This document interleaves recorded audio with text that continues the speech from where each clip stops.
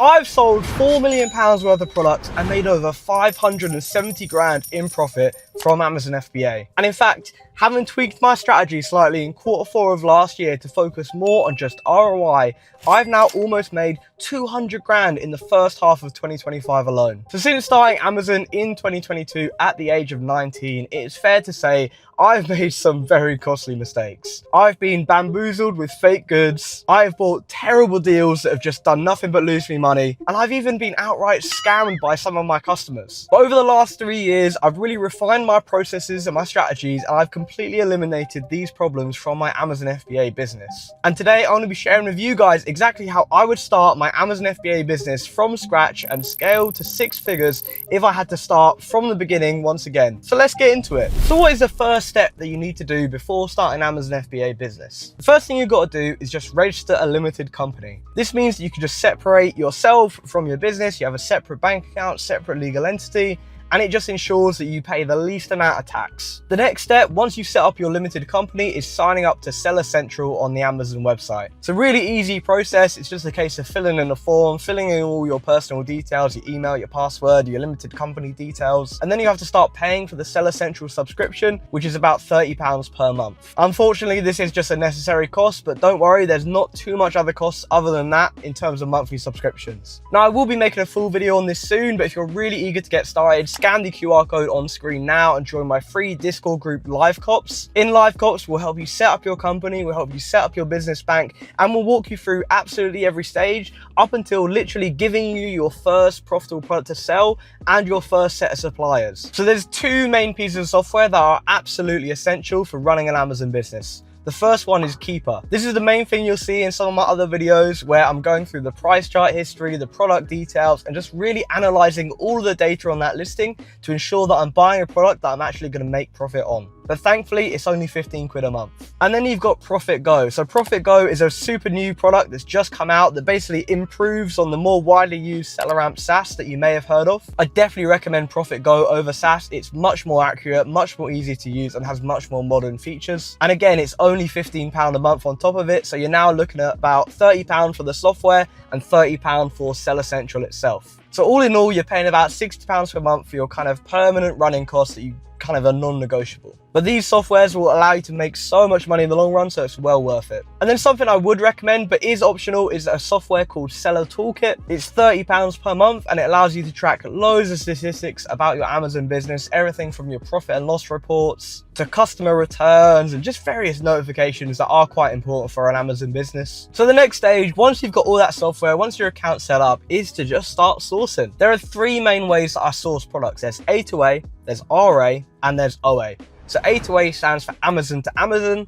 It's essentially where you're buying from Amazon when products are on clearance or on discount, and you're then just buying them at a really low price and selling them back onto Amazon at the full retail price. And you can really easily do this with Keeper, as well as a lot of Discord groups like the one that I run, Live Cops. And I think it's definitely a really good method for beginners. It was one of the main methods that I used at the start. And then you've got RA. So RA is retail arbitrage. This is where you're going to stores like Sainsbury's, Asda, Tesco, and you're just going into all these stores, you're scanning all the products with an app like Profit Go.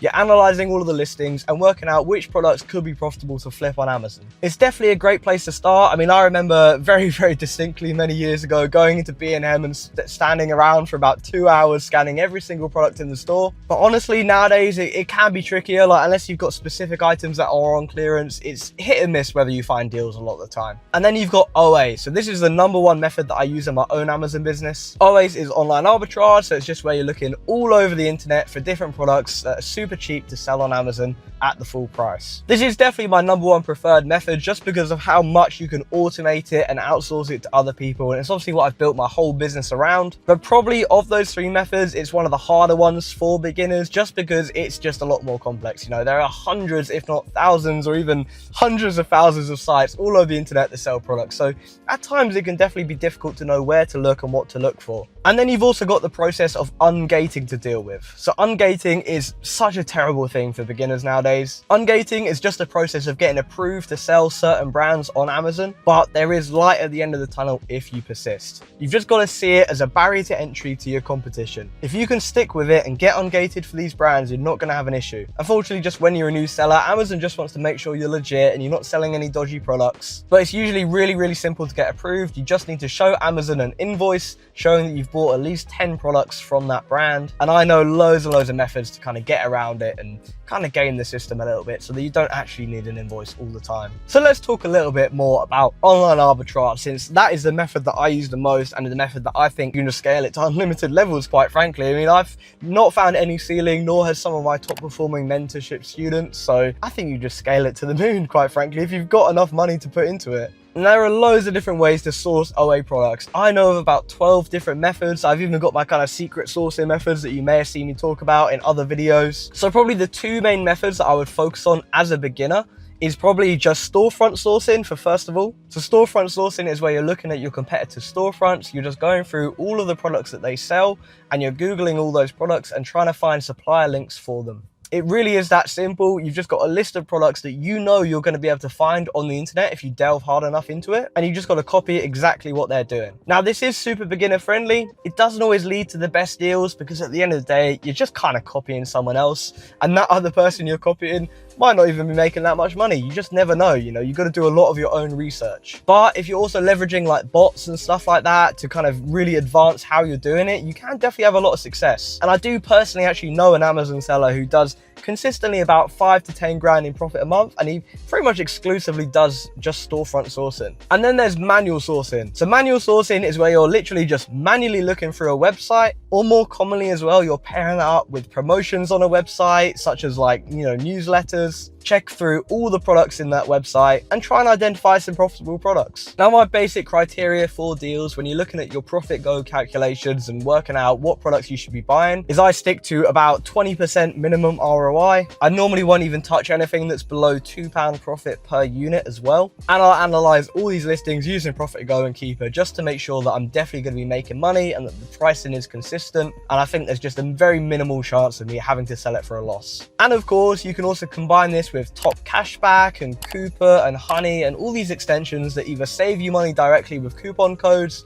or in Top Cashback's case, just give you that little extra bonus. And these savings can really accumulate over time. I mean, with Top Cashback, for example, some websites offer as much as like 10 or 15% cashback on purchases. And if you're able to place an £100 order, you know, that's 10, 15 quid back in your pocket. And that really does accumulate over time when you're operating at a scale. And then let's talk about the dreaded prep. So all of these boxes arriving at your house, at first, it's going to feel really fun, I'm sure. I mean, it was for me, but very quickly it gets very boring and very time consuming. It's just a low ROI task, right? It just takes so long, and that time could be just better spent sourcing or doing arguably anything else for your Amazon business. I outsourced prep about 3 months into doing Amazon. I just was fed up of boxes piling up in my living room and having to spend 12 hours a day labeling items and shipping them off to Amazon. And though I definitely recommend doing it at the start if you can, just to learn the process and get an idea for what actually happens at prep centers, I'd say as soon as you can kind of afford to and as soon as you're taking the business seriously, I definitely would recommend outsourcing prep. There are loads of prep companies out there that I would personally recommend all things prep. They're the main prep center that I'm using, and they just handle everything for me. They're really great. Well worth looking at their website if you're interested in outsourcing the prep side of things. Now let's talk about account management and managing your listings to maximize your profit. So at first, you definitely want to be keeping all your software costs as low as possible. You know, you don't want to be subscribing to every software there is to do Amazon FBA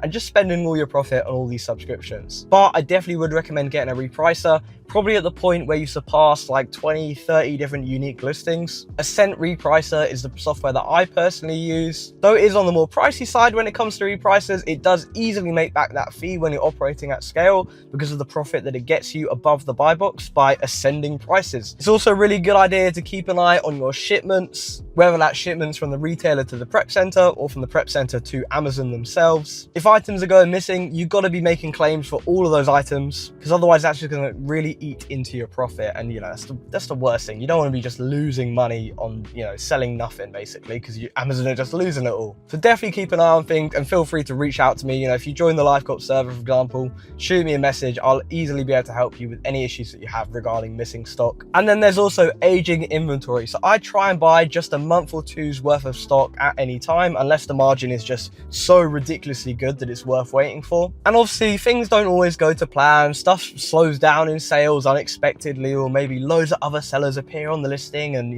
they're getting the sales rather than you. Usually when stuff hits about 5 months of sitting at Amazon, if it's not been getting sales, I have my repricer set up to just dump it at any price possible. Even if it means selling at a loss, at that point it's been sitting so long that it's better to just clear it, accept the loss, and move on to the next product. All right, so you tackled ungating, you've learned the strategies for doing OA. So how do you actually scale to 6 figures in profit from here? Well, it's actually way simpler than you might think. You just have to reinvest all of your profits. Now, I know a lot of sellers out there that take a salary for themselves, or they just kind of, take out money from the business or go and buy a new car or a new laptop and all this stuff. And it's great. Obviously, the whole point we're doing this is to improve our lives. And numbers on a screen is just that. It's numbers on a screen. It's a lot nicer having material goods, like this lovely car and, everything else in my life that I'm so thankful for. But at the end of the day, it just stunts your growth. It honestly keeps me up at night thinking where I might be if I never spent all this money on a car and all this money on all this other stuff. You have to keep every penny you have in the business just turning around over and over and over,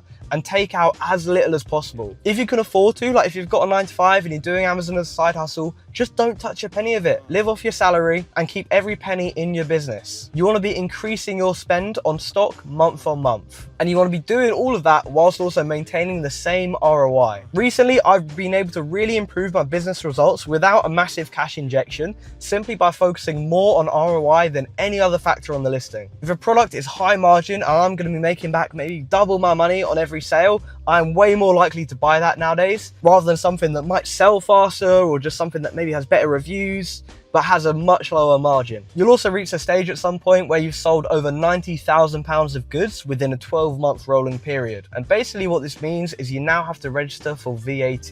VAT is an absolute nightmare, to be honest. It's not as bad as it used to be in terms of the difference between being non-VAT reg and VAT reg, but it still does slightly decrease your margins by a few percent points. And it's just generally a bit of a pain. Admin-wise, it just means more taxes to worry about. But as long as your ROI is high from the beginning, you won't find it a massive problem. That's why I always say to beginners that to keep a high ROI from the beginning, so it's not such a shock when you actually do scale to that level. And there's also categories like coffee, for example, that's like either 0 rated or 5% VAT. There's loads of other products out there. If you just Google a list of VAT exempt products, there are so many different things out there that you can sell where they're VAT exempt, so you get a little bit of extra margin. Honestly, it's not even necessary. I mean, I mainly sell tech and DIY products, and those aren't VAT exempt. I'm paying 20% VAT on all my sales, but I also get to reclaim the 20% VAT on all my purchases. So it's actually not a huge increase in the amount of taxes I pay. And overall, it's just a non-issue, it's just something you adapt to. Now, I've always been a strong believer in the phrase that your first 100 grand is made by working really hard, and your first million is made by building a team that will work even harder around you. And that's really where outsourcing comes in. So we've talked about prep outsourcing. That's really easy to do. I'd also recommend outsourcing a lot of your admin tasks to a virtual assistant in the Philippines, and you can do the same for product sourcing as well. I currently have 5 staff in the Philippines working for me, and they run most of the business for me, and they are absolutely amazing. I mean, shout out those guys. If you could just build a good team for your Amazon business, niche down on the good product categories, and reinvest every single penny that you make back into the business, you'll be at 6 figures in no time. Compound interest has such a crazy effect when it comes to Amazon. So there you have it. That is exactly how I would start and scale to 6 figures again if I had to start from the start with nothing. Whilst I've only given a brief overview of most of the topics that I've discussed in this video, there is still lots of actionable advice which you can take away and apply to your own Amazon FBA business. The higher level insights, the secret sourcing methods, the exclusive bits of software, and the exact blueprint for how to run a 6-figure Amazon FBA business whilst only working for a couple hours per day are all reserved for my mentorship clients. Now, my mentorship program also includes 12 hours of one-to-one calls, regular group sessions, exclusive product leads, and 10 hours of video courses, and so much more. So if you're interested in transforming your Amazon FBA business into a 6-figure income, you can head down to the video description and you can book in a free consultation call with me with the first link down below. Finally, make sure to like and subscribe if you found this video useful, and click up here to watch my full video on how I made 30K last month selling something that's 0 rated for VAT on Amazon.